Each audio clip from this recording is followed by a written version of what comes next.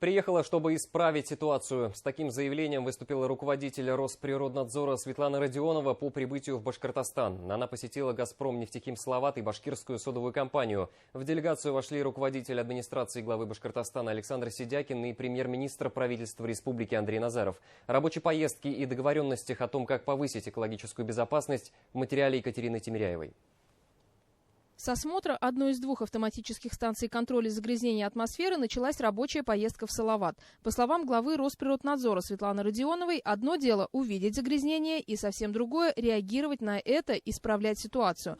Затем она процитировала президента России Владимира Путина: «Вопросы экологии в приоритете». Этому будет уделено серьезное внимание резидентов особой экономической зоны Алга. Мы считаем, что подход должен быть взвешенный. Раньше была такая система сводных расчетов, когда вклад каждого предприятия считался в совокупности. Помните, как у Райкина? Я все время это говорю, что к пиджаку вопросы есть, а вот к рукавам, к манжетам и к кармашкам отдельно вопросов нет. Но чтобы так не получилось, мы будем рекомендовать, наверное, сделать сводный расчет добровольно, сделать систему квотирования и посмотреть предельно допустимый вклад каждого предприятия.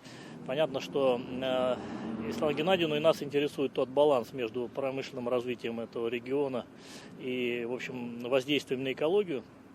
Видно, что здесь, где зона Алга, у нас есть такая возможность соблюсти эту экологию и баланс этот между развитием и экологическими последствиями. Но, в принципе, есть над чем работать. Это очистные сооружения предприятия «Газпром» нефтехим «Салават», которые действуют с 1954 года. Они принимают стоки нефтехимического комплекса и системы ЖКХ «Салавата», а также предприятий «Салавата» и Ишимбая. На первые два этапа реконструкции в общей сложности направят более 11 миллиардов рублей. Завершить их планируют до конца 2022 года. Делегация посетила также башкирскую содовую компанию. Долгое время предприятие не вкладывало средств в повышение экологичности производства. Теперь это направление будет развиваться под жестким государственным контролем. И, наверное, этот пример не единичный в России, но вот здесь прям самый ярчайший пример, поскольку именно это производство в себе не таит никаких технологических новшеств. Ничего здесь нет. Мы взяли у природы и все, только взяли. Если мы будем так себя вести, то ничего хорошего не останется ни нам, ни нашим детям. В сумму вкладывались небольшие, там, может быть, чисто экологической направленности проекты были, 250-300 миллионов рублей в год.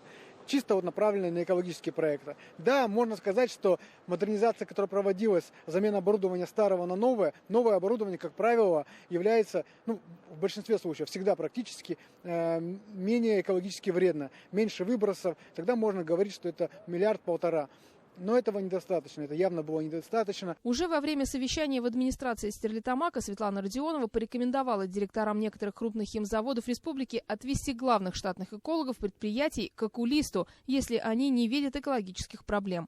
Вопросы смогли задать и активисты общественного движения Стерлитамак-Дыши, которые и пригласили руководителя Росприроднадзора в Башкортостан. Мы несколько задач для себя ставим. Правительство, я думаю, здесь тоже определит задачи, связанные с вхождением и активным участием в чистом воздухе в программе, вхождение нашего региона в возможности, которые дает программа, национальный проект очистки бассейна реки Волги. Понятно, что наши реки тоже составляют этот бассейн. Ну и, конечно, усиленная работа с нашими общественными организациями. Глава Росприроднадзора в Башкортостане с двухдневным визитом. Программа включает как встречи с общественниками, так и непосредственно выезды на предприятия. Также Светлана Родионова отметила, что приняла приглашение промышленников вернуться в республику в конце этого года, чтобы в динамике оценить, как обстоят дела с экологией. Екатерина Тимиряева, Артур Ханов, Владимир Шевчук, Виктор Демидов. Новости Стерлитамак, Салават.